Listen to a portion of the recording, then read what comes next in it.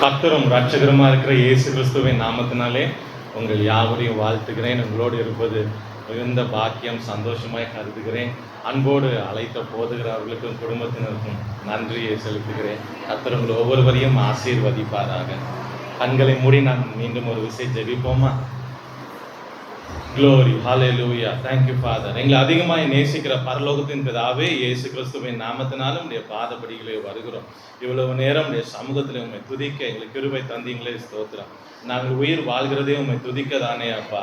எத்தனை பாக்கியம் அப்பா. இந்த நாளில் என் ஜீவனை தந்து பரிசுத்த ஆலயத்தில் எங்களை கொண்டு வந்து உம்முடைய வீட்டினுடைய நன்மையினால் எங்களை திருப்தி ஆக்கி அனுப்புகிற தேவனாய் இருக்கிறீங்க, ஸ்தோத்திரம் அப்பா. உயிருள்ள தேவனை ஆராதிக்க, இவ்வளவு சமீபமாக எங்கள் அருகில் இருக்கிற தேவனை ஆராதிக்க, இதை தவிர வேற ஒரு பெரிய ஜாதி, எங்களை தவிர பாக்கியமுள்ளவர்கள் வேற உலகத்தில் ஒருவரும் இல்லை. நாங்கள் பாக்கியவான்கள் அப்பா. உம்முடைய சமூகத்தை, உம்முடைய பிரசன்னத்தை அப்பா, மண்ணான மனிதர்கள் எங்கள் அண்டையின் நடுவில் வந்து விழாவி தேவன் எங்களை மகிமைப்படுத்துகிறார். உம்முடைய மகிமையை எங்களுக்கு கொடுத்து எங்களை மகிமைப்படுத்துகிறார் இருக்கிறபடியால் ஸ்தோத்திரம் அப்பா. உம்முடைய பிரசனம் இந்த இடத்துல, இந்த ஆலயத்தில் தேவன் மகிமையாக இருந்து உண்மை துதிக்க கிருபை தந்தீங்களே, ஸ்தோத்திரம். தொடர்ந்து உங்கள் பிரசனம் இருப்பதாக. இந்த வளாகத்தை, இந்த எல்லா தேவ ஜனங்களுடைய இருதயத்தை பரிசுத்த ஆவியானுடைய ஆளுகைக்கு நான் கொண்டு வருகிறேன். ஆவியானவர் பேசுவீராக, ஒவ்வொருவரோடு பேசுவீராக. நம்முடைய வார்த்தையில் உள்ள மகிமையை, வல்லமையை இந்த ஜனம் பெற்றுக்கொள்வார்களாக. உம்முடைய வார்த்தையில் உள்ள மேன்மை அவருடைய வாழ்க்கையில அற்புதத்தை செய்வதாக. எதை எதிர்பார்த்து வந்தாங்களோ ஒவ்வொருவருக்கும் வேண்டிய வார்த்தையை கொடுப்பீராக.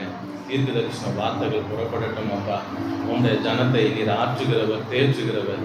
உம்முடைய ஜனத்தை கட்டுவிக்கிற தேவனாய் இருக்கிறீரப்பா. ஆசீர்வதிப்பீராக. வசனம் ஜனத்தினுடைய இருதயத்திலே 100 மடங்கு பலனை தர வேண்டும் என்று நான் ஜெபிக்கிறேன். சத்துருவானவன் பொல்லாத கிரியின் ஆவிகள் ஏதும், இந்த ஜனத்தினுடைய பொல்லாத ஆவின் கிரியைகள் ஏதும் அவருடைய இருதயத்தையோ சிந்தையோ சிதறடிக்காதபடி எல்லாவற்றையும் பரிசுத்த ஆவியாண்ட ஆளுகைக்கு நான் கொண்டு வருகிறேன். எல்லா கிரியைகளையும், பொல்லாத வானமண்டலத்தின் ஆவின் கிரியைகளையும் இயேசு கிறிஸ்துவின் நாமத்தில், இயேசு கிறிஸ்துவின் ரத்தத்தினாலே கட்டி சபித்த பாதாளத்தை தள்ளி போடுகிறேன். தேவ பிரசன்னத்தினால ஒவ்வொருவரும் நிரப்பப்பட்டு வார்த்தையை கேட்பார்களாக. தேவன் மெல்லிய சத்தத்தினால் அவர்கள் காதுகளில் பேசுவீராக. தேவனால் தொடப்பட்டவர்களாய் அவர் திரும்ப போவார்களாக. அப்புறம் அந்த அற்புதத்தை நீங்கள் செய்யுங்க. என்னையும் மறைத்து கொள்ளுங்க. நீங்க எனக்கு கொடுத்து அனுப்பின வார்த்தையை சொல்ல அடியேனுக்கு கிருபை கொடுங்க, அபிஷேகம் கொடுங்க.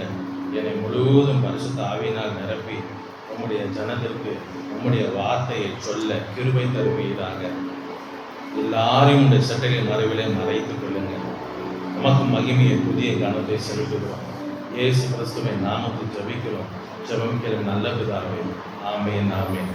இன்று காலை வேளையும் நாம் கர்த்தருடைய வார்த்தையை தியானிப்பதற்கு ஆதாரமாக ஒரு வசனத்தை வாசிப்போம். 1 சாமுவேல்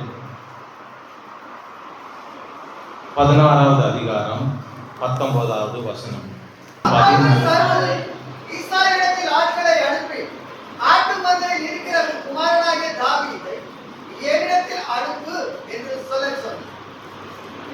இன்றைக்கு செய்தியின் தலைப்பு ஆட்டு மந்தையின் ஜீவியம்.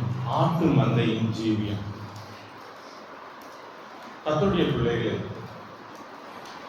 வேதத்தை பார்க்கும் பொழுது தேவனுடைய பிள்ளைகள் ஒவ்வொரு காரியத்துக்கு ஒப்பிட்டு இருக்கிறார்கள். ஆடுகளுக்கு நாம் ஒப்பிட்டு இருக்கிறோம், ஆட்டு மந்தைக்கும் ஒப்பிட்டு இருக்கிறோம். ஆடு என்று பார்க்கும் பொழுது அது ஒரு மென்மையான ஒரு பண்ணை விலங்கு, அதை வளர்க்கக்கூடியது. முதலாவது வேதத்திலே பார்க்கும் பொழுது ஆட்டை வளர்க்கிறவர்கள் எழும்பினார்கள். அப்படி என்றால் அவ்வளவு மென்மையானது. வேதத்தை பார்க்கும் பொழுது இந்த ஆட்டை குறித்து ஒரு 3 காரியத்தை பார்த்து கூடுமையானார். முதலாவது 2 நாளாகவும் 18-16 பார்த்தீங்கன்னா அங்கே 2 நாளாகவும் 2 நாளாகவும் மன்னிக்கோ 18-16 வாசிங்க. அவன் ராஜாவிடத்தில் வந்தபோது ராஜா அவனை பார்த்து, மிகாயாவே, நாங்கள் கீழையாத்தில் உள்ள ராமோத்தின் மேல் 2 நாளாகவும் 18-16 இஸ்ரவேலர் எல்லாரும்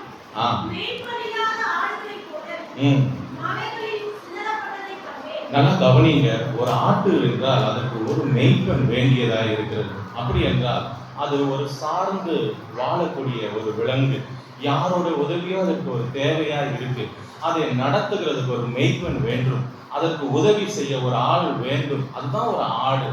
அடுத்தது ஒரு காரியம் சங்கீதம் 44:22 பார்க்க முடியும். முதலாவது ஆட்டிற்கு என்ன? அது ஒருவர் மேல சார்ந்து வாழக்கூடியவை. கொல்லப்படுகிறோம். ஆடு தாக்கப்படக்கூடியது, எளிதாய் தாக்கப்படக்கூடியது, எளிதாய் காயப்படக்கூடியது. அதே ஏசாயா 53:7 வாசித்து பார்த்தீங்கன்னா நம்முடைய இரட்சகராக இயேசு கிறிஸ்துவை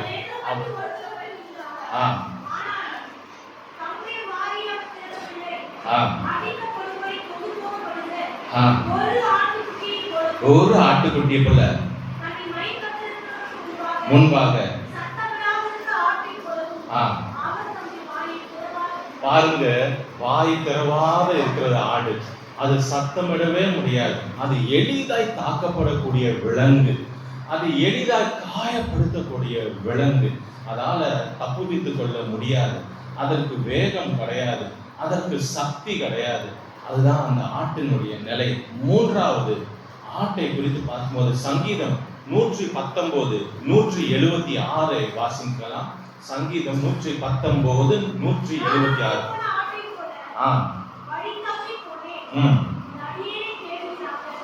ஆடு எப்படிப்பட்டது என்றால் வழி தப்பி போகக்கூடியது, வழி தப்பி போகக்கூடியது.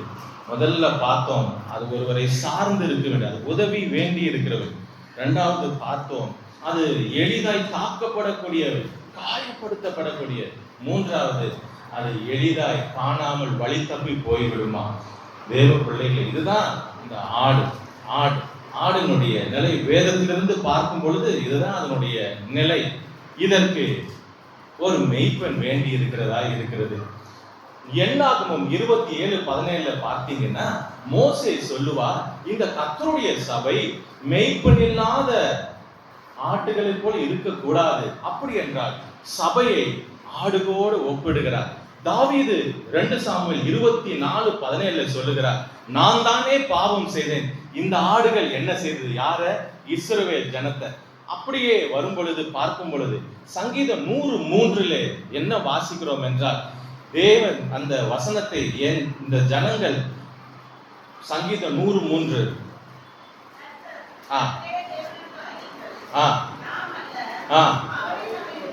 உண்டாக்கினார், நாம் அவர் ஜனங்களும் மேய்ச்சலின் ஆடுகளுமாய் இருக்கிறோம். அப்போ நாம் எல்லாம் யாருன்னா அவருடைய மேய்ச்சலின் ஆடுகளாம், அவருடைய மேய்ச்சலின் ஆடுகளாம். ஏசாயா 40:11 ஒரு தீர்க்க தரிசனம் வெளிப்பட்டது. கர்த்தராகிய இயேசு கிறிஸ்து இந்த பூமியில வரும் பொழுது எப்படி தம்முடைய ஆட்டுகளை மேய்ப்பார்.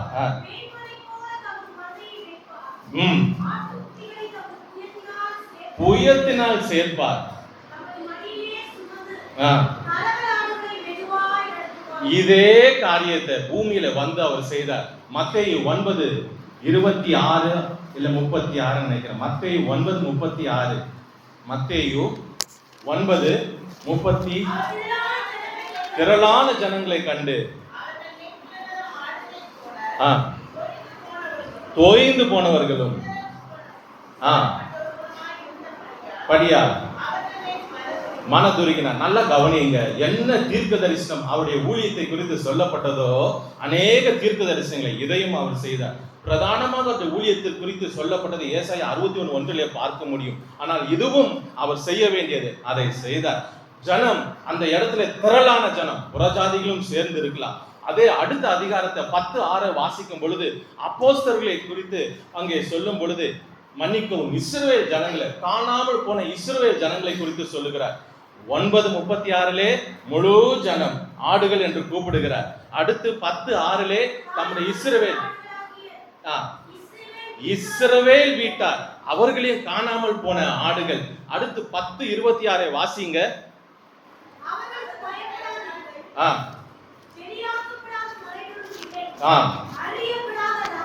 ரகசியம் இல்லை.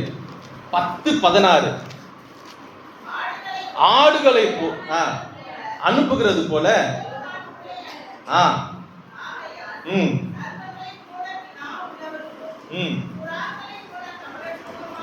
யாரை குறித்து சொல்லுகிறார்? இப்போ அப்போஸ்தலர்கள், அவர்களே ஆடு என்று குறிப்பிடுகிறார்.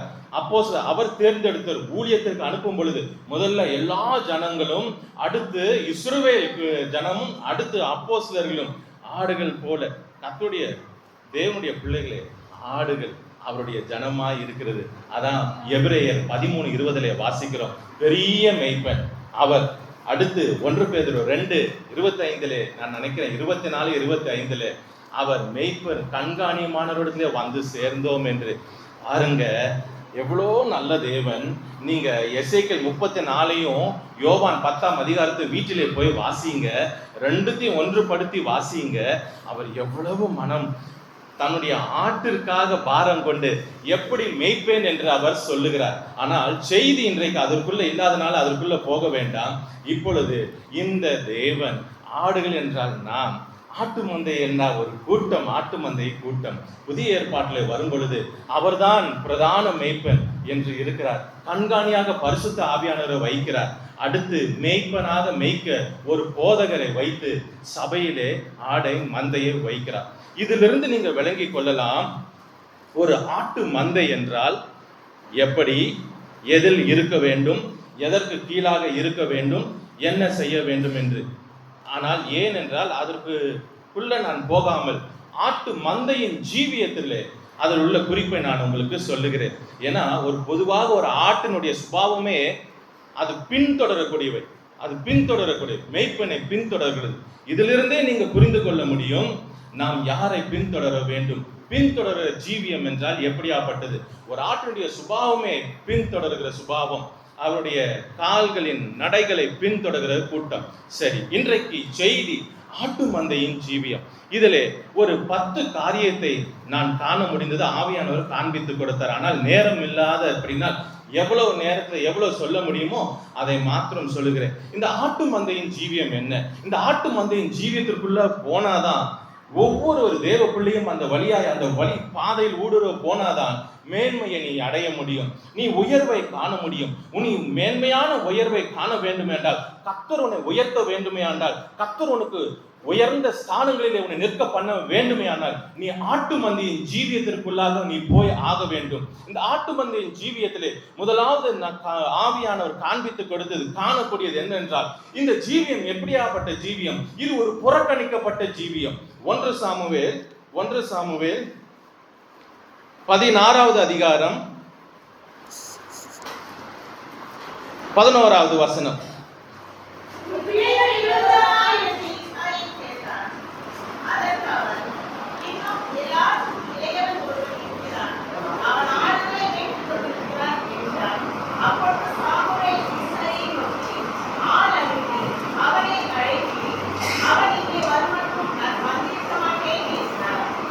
பாருங்க, இங்கே சாமுவேல் தீர்க்கதரிசியை தேவன் அனுப்புகிறார். சவுலை தள்ளி வேறு ஒரு ராஜனை ஏற்படுத்த தேவன் சாமுவேலை அனுப்புகிறார். அனுப்பும் பொழுது ஈசாயை வீட்டிற்கு அனுப்புகிறார். ஈசாய் வீட்டில் உள்ள பிள்ளைகள் எல்லாரையும் கூப்பிட சொல்லும் பொழுது எல்லாரையும் கூப்பிட்டார்கள். ஆனால் மந்தையிலே இருக்கிறவன், ஆட்டு மந்தையிலே இருக்கிறவன் ஒருவனை புறக்கணிக்கப்படுகிறான். ஆட்டு மந்தையின் ஜீவியம் என்றால் என்ன? புறக்கணிப்பு. புறக்கணிப்பு அப்படி என்றால் கர்த்தருடைய பிள்ளையே, உனக்கு புறக்கணிப்பு வரும். நீ புறக்கணிப்புலாம் இருப்பார். என்றைக்கும் அல்ல, தேவன் அந்த பாதையில உன்னை நடத்துவார். ஒருவேளை இன்றைக்கு நீ புறக்கணிக்கப்பட்டு இருக்கலாம், யார் வீட்டினாலே இருக்கலாம். என்னால இதை புரிந்து கொள்ள முடியாத காரியம். தகப்பன், பிள்ளைகள், சகோதரமாக எல்லாரும் இருக்கிறாங்க. ஒரு பெரிய தேசத்தின் தீர்க்கதரிசி வருகிறார் என்று அது சொல்லப்பட்டதுல, ஒரு குடும்பத்திலே, ஒரு வீட்டிலே ஒரு வைபவம் நடக்குது என்றால் எப்படி ஒரு பிள்ளையை புறக்கணித்து அவனை ஆட்டு மந்தைக்கு அனுப்ப முடியும், அதிலே இருக்க வைக்க முடியும்? பாருங்க, அவ்வளவு ஒரு புறக்கணிப்புக்குள் தள்ளப்பட்ட தாவீது. தேவனுடைய பிள்ளைகளே, அந்த புறக்கணிப்புக்குள் நீங்க இருக்கலாம். ஆனால் கர்த்தருடைய கண்கள் எங்கேயும் போகல. எங்கே வைபவம் நடந்தது அங்க போல, எங்கே ஒருவன் புறக்கணிக்கப்பட்டு நின்றானோ அவருடைய கண்கள் அந்த ஆட்டு மந்தையில தான் போனது. நீங்க புறக்கணிக்கப்பட்டு இருக்கலாம், குடும்பத்தினரால, வீட்டிலே இருக்கலாம், சொந்த பந்தங்களிலே புறக்கணிக்கப்பட்டு இருக்கலாம், வேலை ஸ்தலத்திலே புறக்கணிக்கப்பட்டு இருக்கலாம். ஊழியத்திலே இருக்கலாம். ஒன்றை ஞாபகத்தில் வைத்துக் கொள்ளுங்கள், புறக்கணிக்கப்படும் பொழுது கர்த்தருடைய கண்கள் உன்மேல் நிச்சயம் வரும், வந்தே தீரும். தேவன் அப்படியாப்பட்டவர். அவன் அசட்டை பண்ணப்பட்டான். அவனை அசட்டை செய்தார்கள். எப்படி என்றால், அடுத்து அந்த 17:42 வாசிங்க.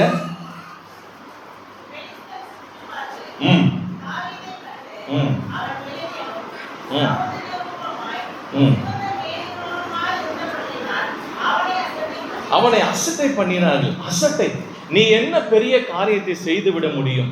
உன்னிடத்துல என்ன இருக்கு? நீ என்ன காரியம் உன்னால செய்ய முடியும் என்ற ஒரு அசட்டை. பாருங்க, இந்த உலகத்திலே நாமும் அநேக விதத்துல அந்த சூழ்நிலைக்குள்ளாக போகப்படலாம். புறக்கணிப்பு, ஏதாவது விதத்திலே நம்மை புறக்கணிப்பார்கள், அசட்டை செய்வார்கள். உன்னை வைத்து என்ன செய்ய முடியும், உன்னால என்ன பண்ண முடியும் என்று. தாவீது ஆட்டு மந்தையின் ஜீவியத்தில் இருந்தவன், ஆடுகள் பின்னாக இருந்தவன், அந்த ஜீவியத்தில் இருந்தவன் புறக்கணிக்கப்பட்டான்.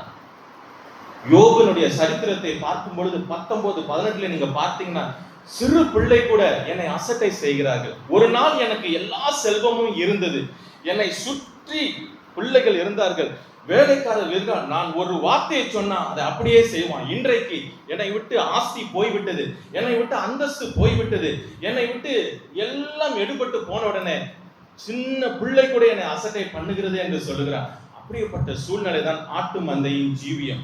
தேவனுடைய பிள்ளையே, நீங்களும் அந்த பாதையில இருக்கலாம். அசட்டை பண்ணப்பட்டு இந்த உலகம் எதை பார்க்கும்? புறம்பானவைகளை பார்க்கும்.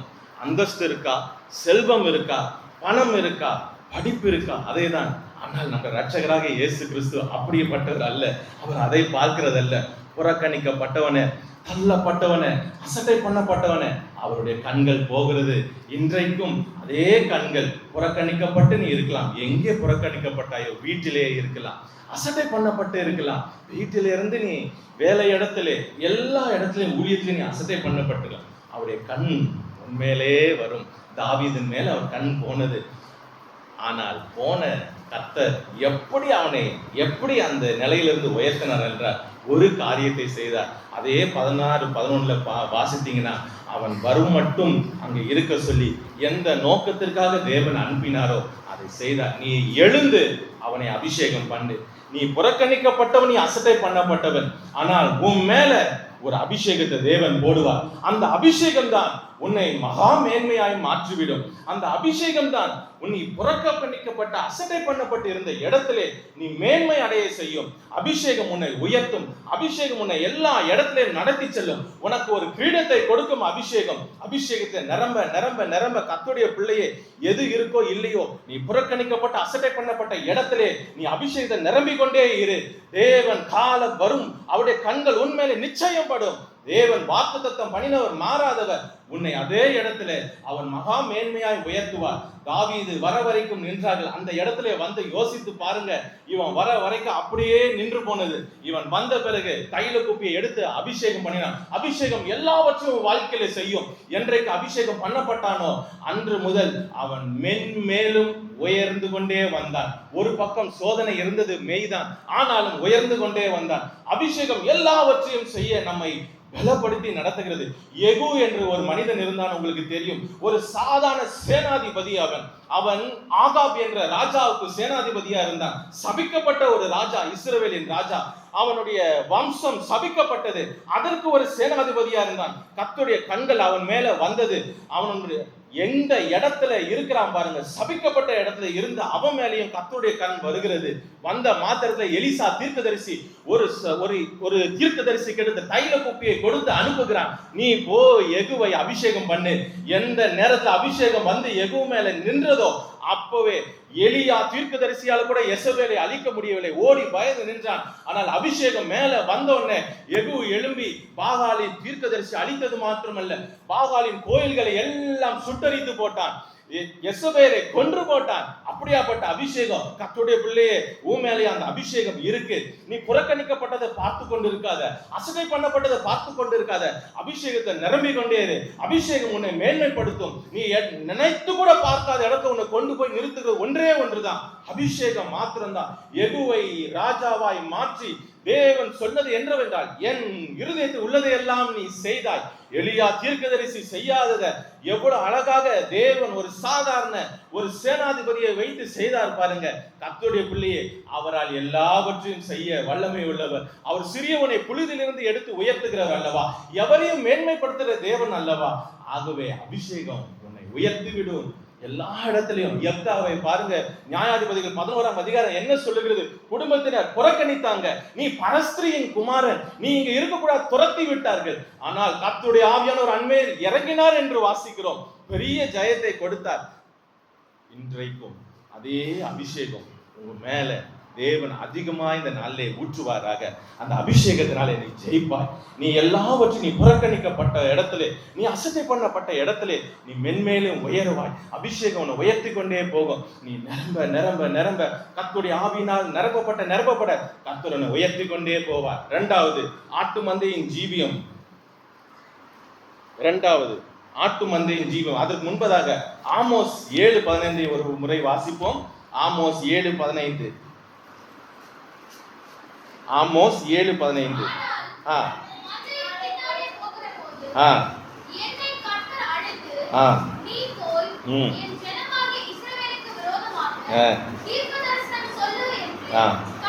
பாருங்க, ஒரு மந்தையிலே இருக்கிற மனிதனை தேவன் அபிஷேகத்தை மாத்திரத்திலே அவன் தீர்க்கதரிசியாய் மாறுகிறான். அபிஷேகம் நம்மை எப்படி மாற்றும் என்றால், தேவன் வைத்த கிருபா வரங்களினாலே சாதாரண நம்மை தேவன் மகா மேன்மைக்கு தக்கதாக மாற்றி விடுவார். அபிஷேகத்துல அநேக கிருபை வரங்கள் உண்டு. எந்தெந்த கிருபை வரம் வேண்டுமோ கர்த்தர் அதை நமக்கு கொடுத்து மந்தைக்கு பின்பாக இருக்கிறவனை தீர்க்கதரிசியாய் மாற்றி, தெக்கோவா ஊர்ல சாதாரண மந்தை, யூதா தேசத்துல உள்ள தெக்கோவா ஊர் தேவன் எழுப்பி அவனை அபிஷேகத்தினால கர்த்தர் மேன்மேல இஸ்ரவேலை உயர்த்தினார். அதே காரியத்தை கர்த்தர் செய்வார். இரண்டாவது குறிப்பு, ஆதியாகமம் 4:4. ஆட்டு மந்தையின் ஜீவியம் முதலாவது புறக்கணிக்கப்பட்ட ஜீவியம். ஆனால் அபிஷேகம் வந்து உன்னை உயர்த்தும்.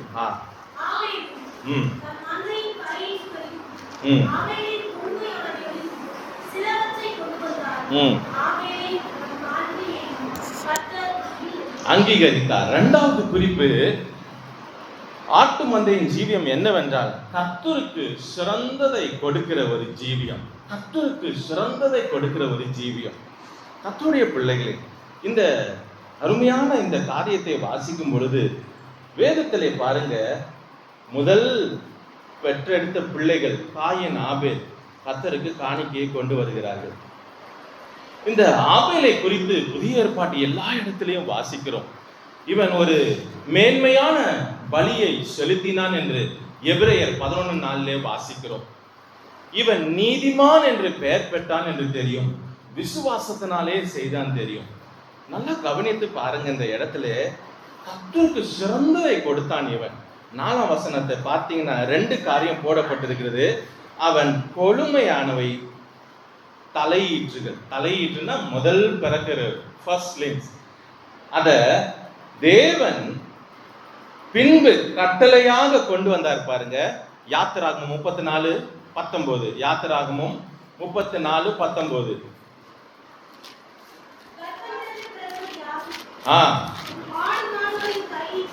தலையீற்றான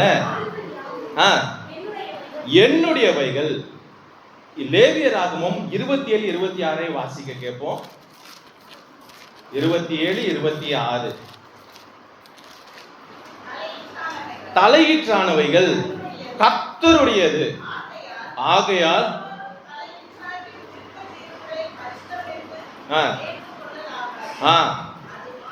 மாடானாலும் ஆடானாலும் கர்த்தருடையது. நல்லா கவனிங்க, அவன் காணிக்கையை கொண்டு வரான். காயனும் காணிக்கையை கொண்டு வருகிறான். இந்த காணிக்கையில இவன் கொண்டு வர்றது எப்படி இருக்குன்னா, தலையீற்றை கொண்டு வருகிறான். முதல் பிறந்ததை கொண்டு வருகிறான். இத அடுத்து பாருங்க, அவன் என்ன கொடுக்கிறான்? கொழுமையானதை கொடுக்கிறான். லேவியராகமம் 3:16 வாசிக்க கேட்போம். லேவியராகமம் இது எல்லாமே கர்த்தர் பிறகு மோசேக்கு கட்டளையாய் இடுகிறார். அவருக்கு என்ன காணிக்கை கொண்டு வர வேண்டும், பலியை கொண்டு வர வேண்டும் என்று வாசிங்க. தகனிக்க கடவன் வாசனையான தகன ஆகாரம். தலையீற்றும் கர்த்தருடையது, கொழுப்பு முழுவதும் கர்த்தருடையது. அதே இது எப்படி இருக்கு? 17:6 லேவியராகமம் 17:6 கர்த்தருக்கு இது எப்படி இருக்கிறதாம்? அங்கே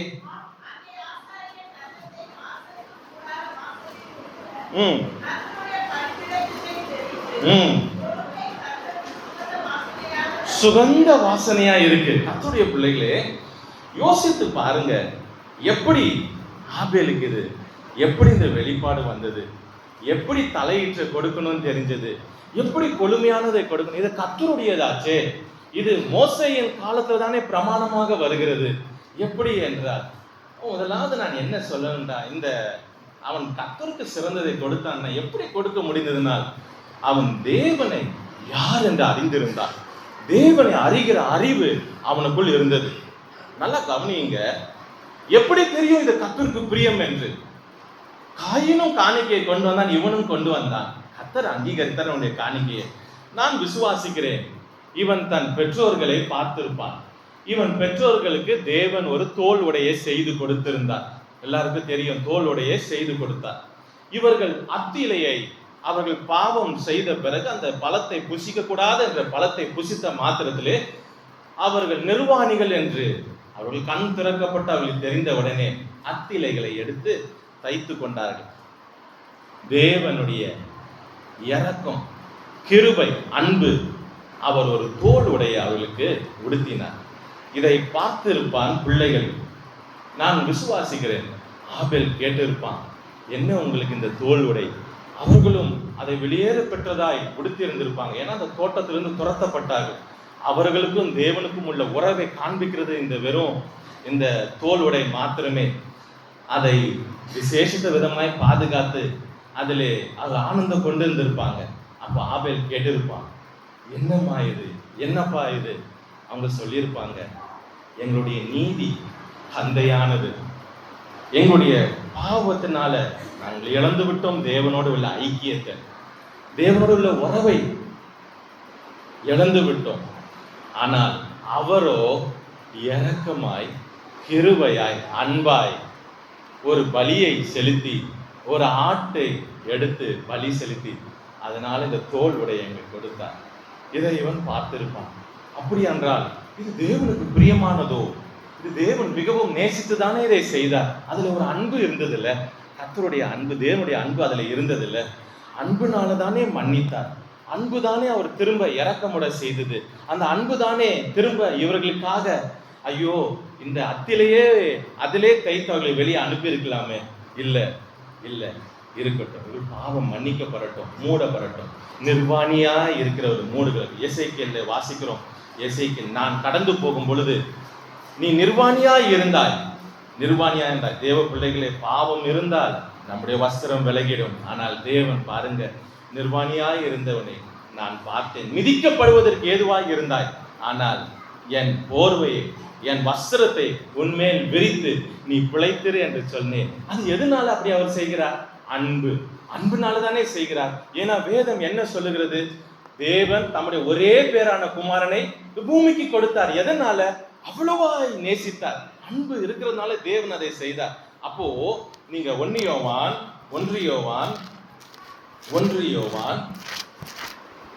4ஆம் அதிகாரம்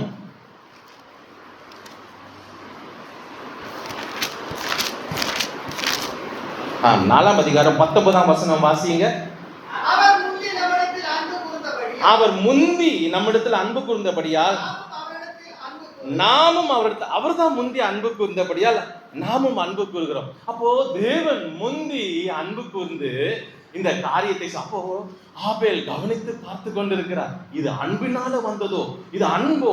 ஒரு பலி அன்பு கிரியையோ? ஒரு பலி அன்பின் கிரியா இருக்கிறதே. அது மாத்திரமல்ல, அதே 1 யோவான் 3:18 வாசியுங்க. 3:18 இந்த என் பிள்ளைகளே, வெறும் வசனம் நாவில அல்ல, உன் கிரியை அன்புகிறன். தேவன் இப்பொழுது இவன் கிரியையாய் வந்து நிற்கிறான், கிரியையிலே கொண்டு வந்து நிற்கிறான் இவன் அன்பை. அப்ப அப்போ தேவனுக்கு அது பிடிக்கும் என்றால் நானும் என்ன செய்வேன், என் மந்தையில் உள்ள சிறந்ததை கொண்டு வந்து, தலையீற்றும் கொழுப்புமானதை கொண்டு வந்து அவருக்கு தகனிக்க கொள்வேன். தேவனுடைய பிள்ளைகள் இந்த காரியத்துல, இந்த சிறந்ததை அவன் கொடுத்ததுல நான் எதையெல்லாம் பார்க்க முடிந்தது என்றால், அவன் தேவனை அறிகிற அறிவை பெற்றிருந்தான். எப்படி தெரியுது பாருங்க, தேவன் இதிலே விரும்பினார், அன்பு கூர்ந்தார். காயின் காணிக்கை கொண்டு வந்தான். அந்த காணிக்கை என்ன? பழங்கள். அந்த பலிபீடத்துல வைத்தோன அதுல ஒரு ஜீவன் இல்லை. என்றைக்கு எந்த ஒரு பழங்கள் ஆகட்டும் இல்ல வெஜிடபிள்ஸ் அந்த பூமியிலிருந்து ரூட்ல இருந்து எடுத்துட்டீங்கன்னா லைஃப் கிடையாது, ஒரு ஜீவன் கிடையாது. ஆட்டிற்கு அவன் ஒரு சாக்கிரிஃபைஸ், அந்த ஜீவனை வெட்டி கொண்டு வந்து பலிபீடத்துல வைக்கிறான். காயினுக்கும் விசுவாசம் இருந்தது, ஆனால் ஆபேலோட விசுவாசம் ஜீவன் உள்ள விசுவாசமாய் காணப்படுகிறது. கர்த்தருடைய பிள்ளை, இந்த நாள்ல எல்லாரும் விசுவாசிக்கலாம். நீங்க இயேசுவை விசுவாசிக்கிறீங்க, ஆனால் ஜீவனுள்ள விசுவாசம் உங்களில் இருக்கிறதா? அந்த ஜீவனுள்ள விசுவாசம் எதை செய்கிறது? நான் கர்த்தருக்காக எல்லாவற்றையும் கொடுப்பேன், எல்லாவற்றையும் கொடுப்பேன், சிறந்ததை கொடுப்பேன், எனக்கு இருக்கிறது எல்லா சிறந்ததை கொடுப்பேன். அவன் கிரியையிலே காண்பித்தான். மாத்திரமல்ல, அவன் இருதயமோ செம்மையா இருந்தது. தேவனுக்கு முன்பாக இருதயத்தை தேவன் பார்க்கிறார். எப்படி கொண்டு வருகிறோம்? நீங்க 1 சாமுவேல் 15ஆம் அதிகாரம் 22 என்று நினைக்கிறேன். 1 சாமுவேல் 15. கர்த்தருடைய சத்தத்தை முன்பு வசனமும் வாசிங்கல.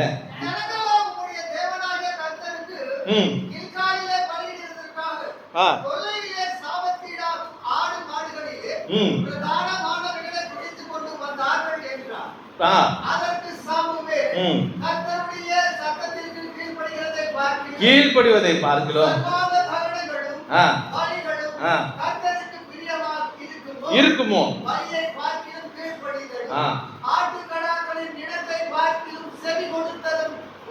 உத்தமம். அப்போ தேவன் அங்கீகரிக்கணும்னா சிறந்தது வருகிறது, இருதயமும் அங்கே வருகிறது. பாருங்க, தேவன் இருதயத்தை பார்க்கிறார். இங்கே சவுல் சொல்லுகிறான், நான் தலையிட்டு சிறந்ததை கொண்டு வந்து பலி செலுத்துகிறேன். கர்த்தர் சொல்ல, உன் பலி எனக்கு எதற்கு?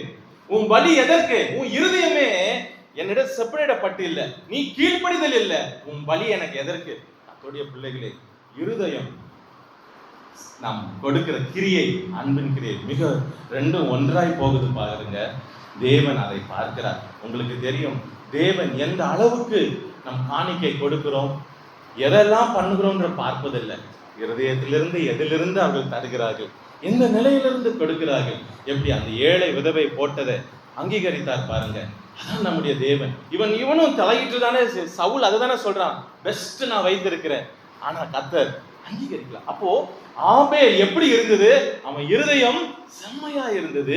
அவன் இருதயத்துல என்னெல்லாம் இருந்தது? முதல்ல என்ன? தேவனை அறிகிற அறிவு இருந்தது. தேவன் விரும்புகிறதை நான் அறிந்து கொண்டேன். தேவன் விரும்புறதுதான். தீத்துல 1:16 நீங்க பார்க்கும் பொழுது தேவனை அறிகிற அறிவை குறித்து அப்போஸ்தலனாகிய பவுல் எப்படி ஜனங்கள் இருக்கிறார்கள் என்று சொல்லுகிறார் பாருங்க. தீத்து அறிக்கை பண்ணுகிறார்கள், கிரியை இல்ல. கிரியையை பார்த்தா தேவனை அவர்கள் மறுதலிக்கிறார்கள். நம்முடைய கிரியையும் பாருங்க என்ன சொல்லுவாங்க. நம்முடைய கிரியை, நம்ம இருக்கிற இடத்துல, படிக்கிற இடத்துல, வேலை செய்கிற இடத்துல நம்முடைய கிரியை பேசுமோ, கிறிஸ்துவை வெளிப்படுத்துமோ? கிரியையினால மறுதலிக்கிறார்களா? மகாத்மா காந்திஜி மிக முக்கியமான ஒரு சொன்ன காரியம், ஸ்டான்லி ஜோன்ஸ் அவருடைய நெருங்கிய நண்பர். ஒரு நாள் அவர் அமெரிக்கா தேசத்திலிருந்து மிஷனரியாய் இருந்தவர். காந்திஜி அவரோட ரொம்ப நெருங்கிய நண்பர். ஒரு நாள் அவர் பேட்டி எடுக்கும்போது காந்திஜி கிட்ட கேட்டார். ஏன்னா காந்திஜி எப்பொழுதுமே மலை பிரசங்கத்தை கோடிட்டு காட்டிக்கொண்டே இருப்பார், அவர் பேசுகிற எல்லா இடத்துலையும். அவர் கேட்டது, இவ்வளவாக எல்லா இடத்துலையும் வேதத்தை நீங்க முக்கியப்படுத்தி வேதத்தில் உள்ள வார்த்தைகளை, வசனங்களை சொல்லுகிறீர்களே, ஆனால் நீங்க ஏன் கிறிஸ்துவராய் மாறக்கூடாது? அவர் சொன்னது, கிறிஸ்துவை எனக்கு மிகவும் பிடிக்கும், ஆனால் கிறிஸ்தவர்களை நான் வெறுக்கிறேன். கிரியையிலே அவர்கள் தேவனை காண்பிக்காதவர்கள். அவர்கள் மாத்திரம் காண்பித்திருந்தார்கள், இந்திய தேசமே எப்பொழுதோ கிறிஸ்தவ நாடாய் மாறியிருக்கும். போய் அந்த இதை படித்து பாருங்கள். அவரே சொன்னது, இந்திய தேசம் எப்பொழுதோ மாறியிருக்கும் என்று. கிரியையிலே மறுதளிக்கிறார். ஆபேல் அப்படி அல்ல. காயினுக்கு விசுவாசம் இருந்ததுதான், இருதயமோ அந்த விசுவாசம் இல்லை. நான் என்ன செய்வேன்? ஆபேல் நான் தேவனை அறிந்த அறிவிலே வருகிறேன். 2 அவன் எப்படி நான் பாவி நான் ஒற்றுக்கொள்கிறேன். ஒரு தாழ்மை இருக்கு பாருங்க. ஏன்னா வேதத்தில் உங்களுக்கு தெரியும், ஆசரிப்பு கூடாரத்திலே கர்த்தர் எதை வைத்தார் என்றால், பாவம் மன்னிக்கப்பட ஆட்டையோ உன் சக்திக்கு ஏற்றதான மாட்டையோ புறாக்களையோ இல்ல போஜன பலிகளை கொண்டு வந்து நீ பாவ நிவாரணம் செய்து கொள்ளலாம். அப்போ உன் மேல இருக்கிற பாவம் இந்த பலியின் மேலே போகிறது. அப்போ ஆபேலுக்கு தெரியுது இல்ல, அந்த இடத்துல அவனை வைத்துதானே அந்த இடத்துல அவன் பலிபீடத்துல வைத்திருப்பான். நான் பாவிப்பா, நான் பாவி, உங்களுக்கு இரக்கம் வேணும். என் தாய் தகப்பன் பாவம் செய்து விலகினார்கள். தேவனே, என் தகப்பனினால வம்சங்கள் எல்லாம் இனி பாவத்திற்குள்ளாக இருந்தது. அப்படி இருந்தாலும் பரவாயில்லை. ஆனால் நான் என்ன செய்ய வேண்டும் என்றால், நான் ஒற்றுக்கிறேன். நான் உங்க கிருபை வேணும், உங்க இரக்கம் வேணும், உங்க அன்பு எனக்கு வேண்டும். நான் பாவி என்று தாழ்த்தினான். தேவனை அறிகிற அறிவு இருந்தது, தாழ்மை இருந்தது, ஒரு சிறந்த தியாகம் இருந்தது. ஏன் சாக்ரிஃபைஸ் பெஸ்ட் கொண்டு வருகிறான். அது மாத்திரம் அல்ல, அதுல அன்பும் தெரிகிறது. என அன்பு கிரியையிலே காணப்பட்டது. இதே காரியத்தை தேவனுடைய பிள்ளைகளே, அதனாலதான் அந்த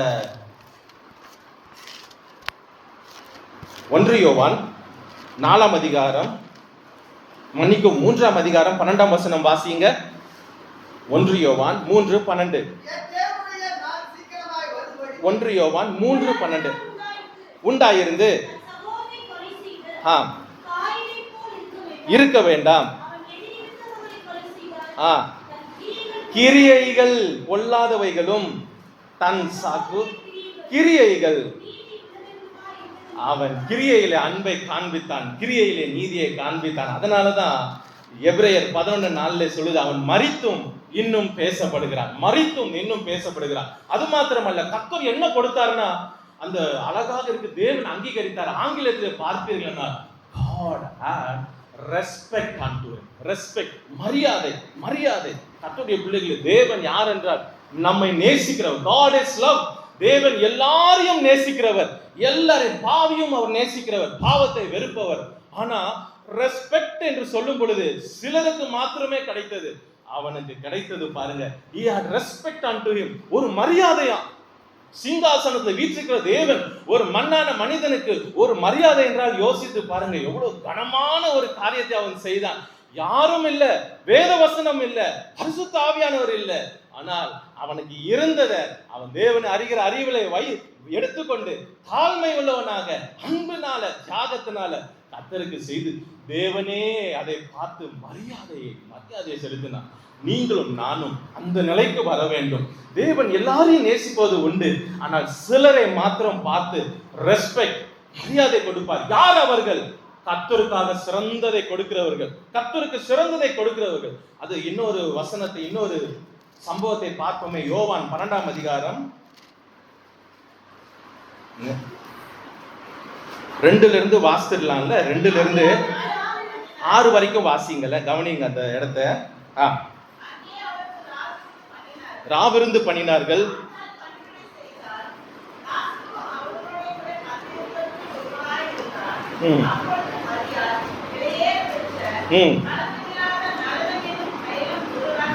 விலையேற பெற்ற களங்கம் இல்லாத நலதம் என்னும் தைலத்தில் ஒரு ராத்தல் கொண்டு வந்து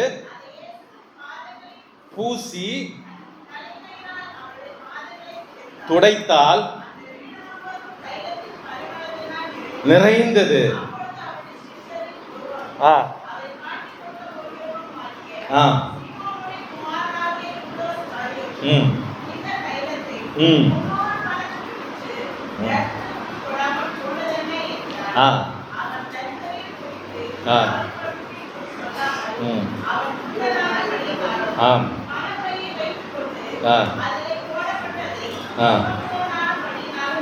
இப்படி சொன்னான். இங்க பாருங்க, பஸ்காக்கு முன்பதாக தேவன் வருகிறார், பெத்தானிக்கு வருகிறார். பெத்தானி என்றால் ஹவுஸ் ஆஃப் பாவர்ட்டி, வறுமையின் வீடு.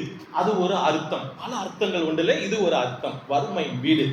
அந்த வறுமையின் வீட்டிலிருந்து ஒரு ஸ்திரீ எழும்பி வந்து என்ன செய்கிறாங்க?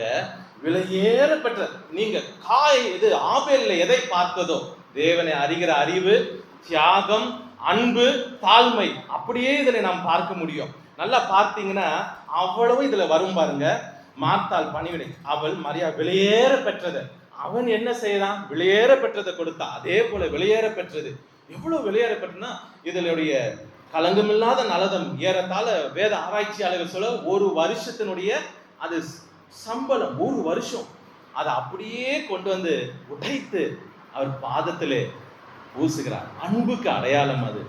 தலை முடியினால பாதத்தை, தாழ்மைக்கு அடையாளம். ஸ்திரீயினுடைய தலைமுடியை எடுத்து ஒருவருடைய பாதத்தை பண்ணுகிறது எவ்வளவு தாழ்மை பாருங்க.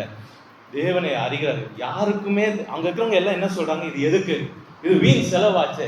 ஆனால் அவளுக்கு தெரியும், நான் தேவனை அறிகிற அறிவிலே விருத்தி அடைந்து கொண்டே இருக்கிறேன். 1 பேதுரு 2 கடைசியா சொல்லும் போது வளர்ச்சி ஒவ்வொரு நாளும் என்னிடத்துல இருக்கு. தேவன் பார்த்து அங்கீகரித்தார். அவர் என்ன சொன்னார்? எங்கெல்லாம் பிரசங்கிக்கப்படுகிறதோ இவள் செய்தது நினைக்கிறது. மத்தேயு 26 நீங்க பார்க்க முடியும். எங்கெல்லாம் பிரசங்கிக்கும். இன்றை வரைக்கும் பாருங்க, ஆபேல் மரித்தும் பேசுகிறான். இவளை குறித்து பேசுகிறோம். ஏன் பேசுகிறோம்? சிறந்ததை கர்த்தருக்கு கொடுத்தார்கள். ஆட்டு மந்தையின் ஜீவியம் என்ன? கர்த்தருக்கு சிறந்ததை கொடுக்கிற. நீங்கள் இன்றைக்கு எதை யோசிக்க வேண்டும்? நான் கர்த்தருக்கு சிறந்ததை கொடுத்திருக்கிறேனா? நான் கர்த்தருக்கு சிறந்ததை கொடுக்கிறேனா? நீங்கள் கொடுக்கிற ஜனம். ஆனால் யோசித்து பாருங்க, எல்லாவற்றையும் சிறந்தது கொடுக்கிறேன்னா, என் நேரத்துல சிறந்ததை கர்த்தருக்கு கொடுக்கிறேனா? என்னுடைய பணத்துல சிறந்ததை கர்த்தருக்கு கொடுக்கிறேனா? என்னுடைய காணிக்கைகளை சிறந்த பெஸ்ட் கர்த்தருக்கு கொடுக்கிறேனா? ஊழியத்தில் என்ற உடையில் உழைப்புனால எனக்கு இருக்கிற தாளந்துல எல்லாவற்றையும் கர்த்தருக்கு சிறந்ததை நான் கொடுக்கிறேனா? யோசித்து பாருங்க. கர்த்தருக்கு சிறந்ததை கொடுங்க. கர்த்தருக்கு அவர் கனப்படுத்துவார், மரியாதை செலுத்துவார், நித்தமும் அதை நினைவில் வைத்து ஆசீர்வதிப்பார். இவர்கள் செய்தது மறக்கப்படவே இல்லை, நித்தமும் இருந்ததான், என்றைக்கும் நினைவில் இருப்பார். அவன் மேல் மரியாதை செலுத்தி இன்றும் பேசப்படுகிறான். தேவனுடைய பிள்ளைகள், உங்க பிள்ளைகளை வளர்க்கும் போதும் தேவனுக்கு சிறந்ததை கொடுக்கிறத வளர்க்குங்க. உங்க பிள்ளைகள் கர்த்தருக்கு ஊழியம் செய்ய ஒப்பு கொடுக்கிறீர்களோ, சிறந்ததை கொடுக்கிறீர்களோ, பிள்ளை எதற்கு நீங்கள் வளர்க்கிறீர்கள்? அந்த பிள்ளையை வளர்த்த என்னிடம் கொடு என்று மோசேக்கு பார்வோன் குமாரத்தி சொன்னார். கர்த்தருக்கு எல்லாவற்றையும் சிறந்ததை கொடுங்க. உங்களை தலைக்கும்படி செய்வார், உங்கள் பேர் என்றைக்கு நிற்கும்படி செய்வார். நிச்சயம் அதை செய்வார். கொடுக்கறத பிள்ளைகளுக்கு சிறந்ததை கொடுக்கணும், பழக்குவீங்க. எல்லாவற்றிலையும் தேவனுக்கு உண்மையாய் இருங்க. சிறந்ததை நான் செய்யணும், தனித்துவமாய் இருங்க. எப்படியெல்லாம் தேவனுக்கு சிறந்ததை செய்யணும், எப்படியெல்லாம் எதுலெல்லாம் பெஸ்ட்டை எல்லாத்துலேயும் கொடுங்க. அவர் அதை விரும்புவார். காயினை பாருங்க, அவனால முடியல, அவனுடைய விசுவாசம் இருந்ததுதான், ஆனால் ஜீவனுள்ள விசுவாசத்தை நான் பார்க்க முடியல. ஆபேலுக்குள்ள ஜீவனுள்ள விசுவாசம் இருந்தது. கர்த்தருக்காக எதையும் கொடுக்கக்கூடிய பக்தி சிங் என்ற ஒரு தேவ மனிதன் இந்த தேசத்திலே வாழ்ந்தார். உங்களுக்கு தெரியும், யெகோவா ஷம்மா சபையை ஆரம்பித்த ஒரு தேவ மனிதன். அவர் பிறந்தது ஒரு சீக்கிய குடும்பத்திலே, பஞ்சாப் தேசத்திலே. சாது சுந்தர் சிங் அவர்கள் பஞ்சாபுக்கு வந்திருக்கும் பொழுது இந்த தேசத்திலிருந்து ஒருவனை எழுப்ப மாட்டீரா என்று ஜெபித்து விளைவாக எழுப்பப்பட்ட மனுஷர் பக்தி சிங் அவர்கள். அவர் படிக்கிறதுக்காக இங்கிலாந்து லண்டன் தேசத்துக்கு புறப்பட்டு போனார். அவர் மெக்கானிக்கல் இன்ஜினியரிங் படிக்க 1926ஆம் ஆண்டிலேயே கப்பலில் பயணம் செய்த லண்டன் மகா நகரத்துக்கு போய் படித்தார். படித்து 4 வருடங்களுக்கு பிறகு திரும்பவும் கனடா தேசத்தில் அங்கிருந்து புறப்பட்டு போய் அக்ரிகல்ச்சர் இன்ஜினியரிங் படித்தவர். தேவன் அவரை தொட்டார். ஏறத்தாழ 1930-33 இருக்குன்னு நினைக்கிறேன். தொட்ட மாத்திரத்திலே அவர் திரும்பி தன் தேசமாக இந்தியாவுக்கு வந்து சுவிசேஷத்தை சொல்ல வேண்டும் என்று வந்தார். வரும் வழியிலே கப்பலிலே நான் சிறு வயதிலிருந்து இதை தாக்கத்தை ஏற்படுத்தியது. திரும்பி வரும் பொழுது அவருடைய சர்டிபிகேட் எல்லாமே மகா பெரிய லண்டன் நகரத்தில் எவ்வளவு பெரிய இன்ஜினியரிங், அந்த நாட்களிலே 2 இன்ஜினியரிங் வாங்கினத அந்த பட்டத்தை, அந்த சர்டிபிகேட்டை கப்பலில் திரும்பி வரும் பொழுதே கிழித்து தண்ணீரிலே போட்டு ஊழியத்திற்கு கால் எடுத்து வைத்து வந்தவர். சிறந்ததை கர்த்தருக்கு கொடுத்தவர்.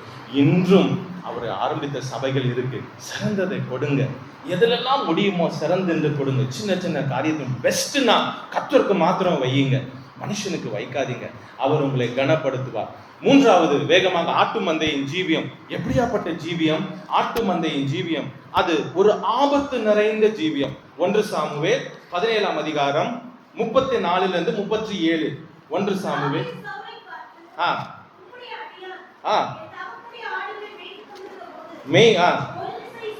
ஒரு விசை சிங்கம் பிடித்து கொண்டது, அடித்து தப்புவித்தேன். ம். கொன்று போட்டேன்.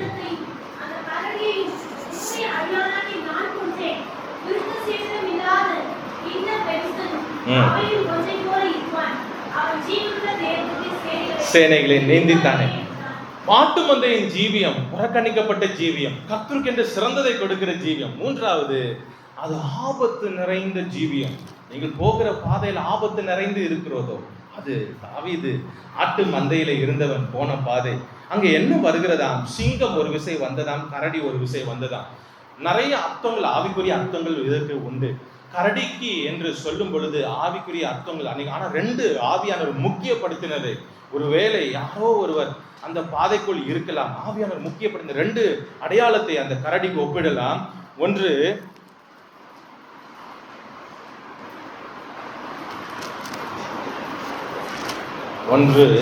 2 சாமுவேல் 17:8 வாசிங்க. அந்த கரடி எதற்கு அடையாளம் பாருங்க. மேலும் ஊசாய்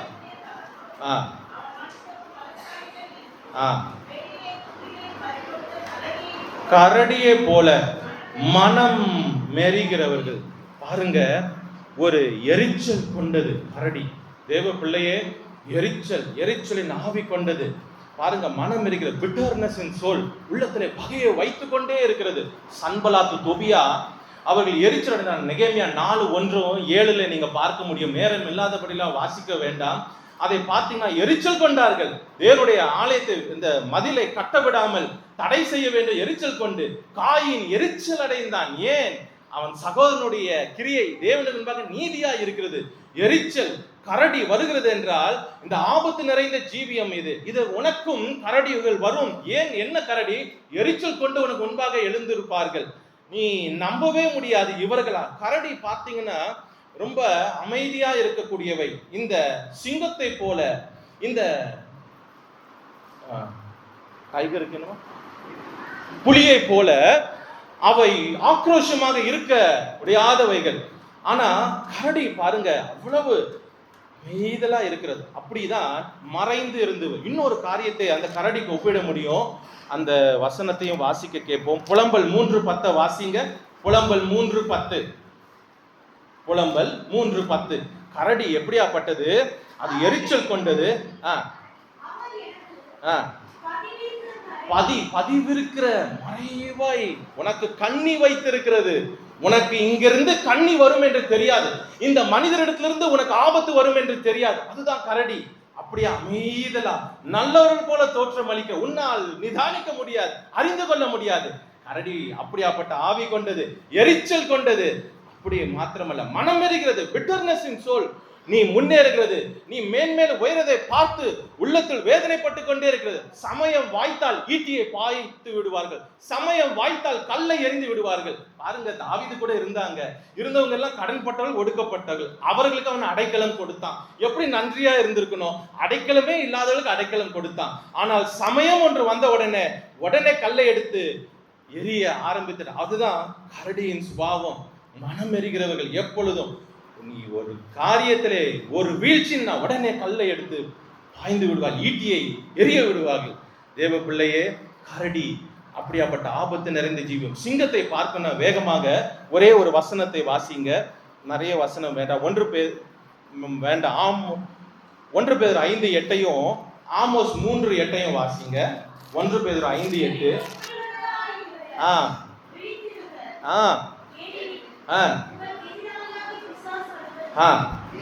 கெர்ச்சிக்கும், சிங்கம் கெர்ச்சிக்கும். ஆமோஸ் 3:8 வாசிப்போம்.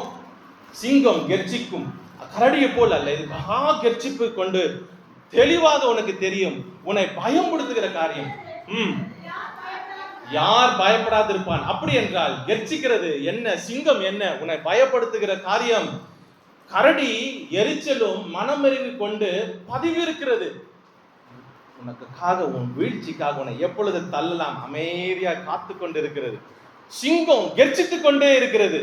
எப்போ உன்னை தாக்கி கொன்றுவிட என்று உனக்கு பகிரங்கமாய் சொல்லுகிறது. கோலியாத்தை போல 40 நாள் காலையும் மாலையும் வந்து நின்றான் அல்லவா? அது போல உனக்கு பயம் வந்துவிடும். அதுதான் சிங்கம். தேவன் என்ன செய்தார்? தாவீதை கரடிக்கும் சிங்கத்திற்கும் தப்புவித்தார். 17:36 வாசிங்க.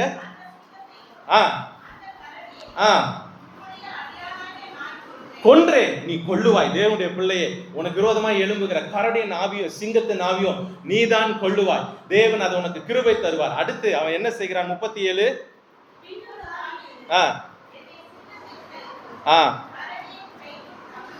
தப்புவித்த கர்த்தர் தப்புவிப்பார். பதவி இருக்கிற எதிரிக்கு நீ நினையாத அவருடைய முகத்திரையை தேவன் கிழித்து உனக்கு கொடுப்பார். எசேக்கியேலை கொண்டு வந்து தேவன் தேவாலயத்தில் அதை செய்தார். நீ பார் அவர்கள் என்ன மறைவிடத்தில் செய்கிறார்கள் என்று. கர்த்தருடைய பிள்ளையை சோர்ந்து போகாதே. பதவி இருக்கிறார்களோ, எரிச்சல் கொண்டிருக்கிறார், மனம் எரிகிறார்களோ, ஒவ்வொரு நாளும் உனக்காக, உன்னுடைய மேன்மைக்காக உன் மேல ஈட்டியை பாய, கல்லை எரிய, ஆனா கர்த்தர் கிருபை கொடுப்பார், அபிஷேகத்தை கொடுப்பார். நீ அவை கொண்டு போடுவாய், தப்புவிப்பார். அப்போஸ்தலனாகிய பவுல் 2 தீமோத்தேயு 4:16-17 எனக்கு பிடித்த வசனம். எப்பொழுதும் எல்லாரும் கைவிட்டாங்க, கர்த்தர் கைவிடவே இல்லை. சிங்கத்தின் வாயுக்கும் என்னை தப்புவித்தார். ஒவ்வொரு போராட்டத்திலையும் பதிவு இருக்கிறாங்க. அப்போஸ்தலர் 23, 24, 25, 26 வாசித்து பாருங்க. கொல்ல பதிவு இருக்கிறாங்க. பிரதான ஆசாரியர் கொள்ளை, அவனை அங்கிருந்து அழைத்து வந்து அவனை கொல்ல வேண்டும், எல்லா இடத்திலையும் கொல்ல வேண்டும். கர்த்தர் கிருபையாக தரிசனத்தை, ஊழியத்தை நிறைவேற்ற வரைக்கும் தப்புவித்தார். 2 கொரிந்தியர் 1:10 அவர் தப்புவிக்கிறார், தப்புவிப்பார், இனிமேலும் தப்புவிப்பார். கர்த்தர் அந்த கிருபையை கொடுப்பார். சோர்ந்து போகாதீங்க. அந்த ஜீவியம் ஆபத்து நிறைந்த ஜீவியம் தான் ஆட்டு மந்தையின் ஜீவியம். ஆனால் எதற்கு? அது உன்னை பலவானாய் மாற்றுகிறதுக்கு. அது நீ கொன்று போடாய், நீயே கொன்று போடுவாய், நீயே இந்த ஆவிகளை மேற்கொள்ளுவாய், நீயே. கர்த்தர் உன்னை அதை தப்புவிப்பார். ஆட்டு மந்தையின் ஜீவியம் ஆபத்து நிறைந்த ஜீவியம். ஆனால் கர்த்தர் உன்னை பலவானாய் மாற்ற நீ அவைகளை கொன்று போடுவாய், நீ அவர்களை மேற்கொள்வாய். கர்த்தர் கிருபை தருவார். 4வது ஆட்டு மந்தையின் ஜீவியம் 1 சாமுவேல் 17:28. 1 சாமுவேல் 17:28.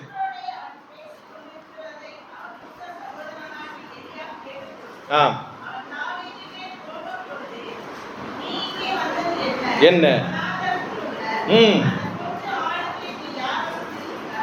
கொஞ்சம் உள்ள ஜீவியம், அது கொஞ்சம் இருக்கிற ஜீவியம். கர்த்தருடைய பிள்ளைகளே, கொஞ்சமா தான் இருக்குன்னு இருக்கிறீங்களோ, ஐயா போதுமானது இல்லை, போதுமான பணம் இல்லை, கொஞ்சம் தான் எனக்கு இருக்கு, ஒவ்வொரு நாளும் பயப்படாதீங்க, சோர்ந்து போகாதீங்க. ஆட்டு மந்தை ஜீவியம் கொஞ்சம் உள்ள ஜீவியம் தான். அவனுக்கு இருந்தது கொஞ்சம் ஆடு தான், கொஞ்சம் ஆடு. கர்த்தர் என்ன செய்வார் என்றால், உன்னை ஆட்டு மந்தையின் ஜீவியத்தில் அந்த கொஞ்சத்தில் இருக்கிற உன்னை அவரிடத்துல கொடுக்கும் பொழுது அவர் அதை பெருக செய்வார், மென்மேலும் ஆசீர்வதிப்பார். தாவீது அதே கொஞ்சத்துல இல்லை, வர வர வர விருத்தி அடைந்தான் என்று சொல்லப்படுகிறது. 1 ராஜாக்கள் 17ஆம் அதிகாரத்தை நீங்க 10லிருந்து வாசிங்க. கொஞ்சம் மாவு தான் இருக்கு, கொஞ்சம் தான் இருக்கு. வீட்டிலேயும் அப்படி இருக்கோ? இன்றைக்கு பலிபடுத்து சொல்லுகிறேன், அந்த தீர்க்கதரிசியாக எலியா அந்த ஸ்திரீக்கு சொன்னது போல உங்களுக்கு சொல்லுகிறேன், உங்க பானையில மா குறைந்து போகாது, கலசத்துல எண்ணெய் குறைந்து போக விட மாட்டார். அவர் உங்களை கொஞ்சத்தை திருப்தியாக்கி நடத்துவார், அவர் பெருக பண்ணி நடத்துவார். அதுதான் நம்முடைய தேவனுடைய பெரிய ஆச்சரியமான வழிநடத்தல். கொஞ்சம் உள்ள உங்களை தேவன் விருத்தி அடை செய்து ஆசீர்வதித்து பெருக பண்ணுவார். ஆட்டு மந்தையின் ஜீவியம் கொஞ்சம் உள்ள ஜீவியம் தான். சோர்ந்து போகாதீங்க, அவர் உண்டு. ஆட்டு மந்தையின் ஜீவியம் முடிச்சிடுறேன், உன்னை பலவானாய் மாற்றுகிற ஜீவியம். ஆட்டு மந்தையின் ஜீவியம் என்னன்னா, நீங்க ஆதியாகமம் 29:3-6 பார்த்தீங்கன்னா, ராகேல் ஆட்டு மந்தையில இருந்தவர், தன் தகப்பனுடைய ஆடை மேய்த்தவர், அவளுக்கு மணவாளன் இருக்கு. ஆட்டு மந்தையின் ஜீவியம் உன்னை மணவாளனோடு கொண்டு போய் சேர்க்கிற ஜீவியம். ஆட்டு மந்தையின் ஜீவியம் என்னவென்றால், அது உன்னை தேவ பர்வதத்துக்கு கொண்டு போகிறது. மோசே யாத்திராகமம் 3:1 வாசிக்கும் பொழுது தன் மாமனாக எத்ரோவின் ஆடுகளை மேய்த்து தேவ பர்வதம் மட்டும் வந்தான். தேவ பர்வதத்துக்கு உன்னை கொண்டு போகிறது. கர்த்தருடைய பிள்ளைகளே, இந்த ஆட்டு மந்தையின் ஜீவியம் உன்னை மேன்மைப்படுத்த உயர்த்ததா. கர்த்தர் இதுலயும் உன்னை ஆசீர்வதிப்பார். கர்த்தருடைய கரம் உங்களோடு எப்போதும் இருந்து உன்னை நடத்துவதாக. God bless you.